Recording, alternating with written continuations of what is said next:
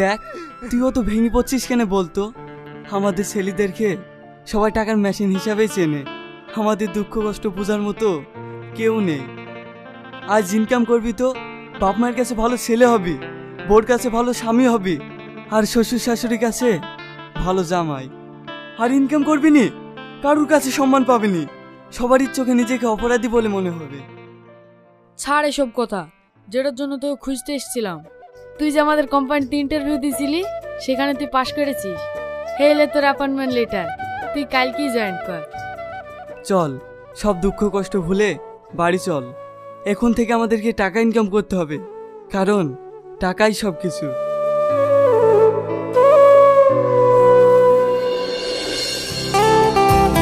ওগো তাকাও, তুমি কিন্তু এখন চাকরি পেয়ে গেছো। এখন থেকে আমি যা চাইবো সব দিতে হবে। আচ্ছা ঠিক আছে।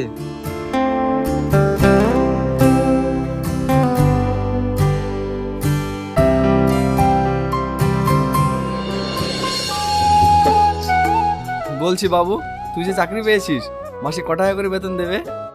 প্রথমের দিকে মাসে 15,000 টাকা করে দেবে। মাত্র 15,000 টাকা? পড়াশোনা না করে সবিকের ছেলেই তো বেশি পায়। ও তো নতুন জয়েন করেছে, আস্তে আস্তে ওর বেতনও বেড়ে যাবে। ঠিক আছে মা, আমি আসছি।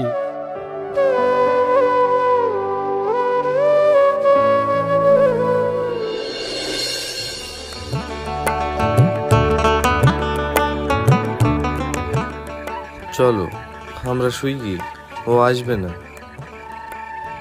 ঠিক আছে চলো।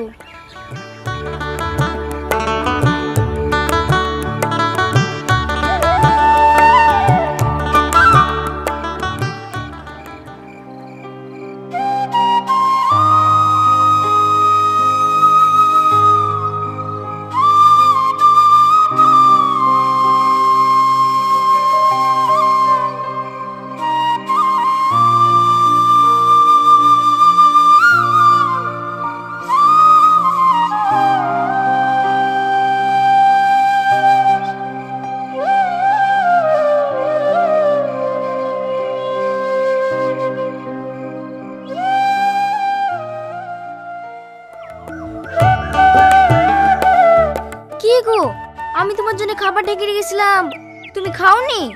না।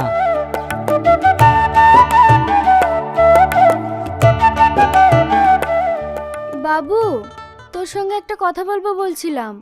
কালকে রাতে তোর জন্য অপেক্ষা করতে করতে তুই যখন আসলি নে, তখন আমি ঘুমিয়ে পড়েছিলাম।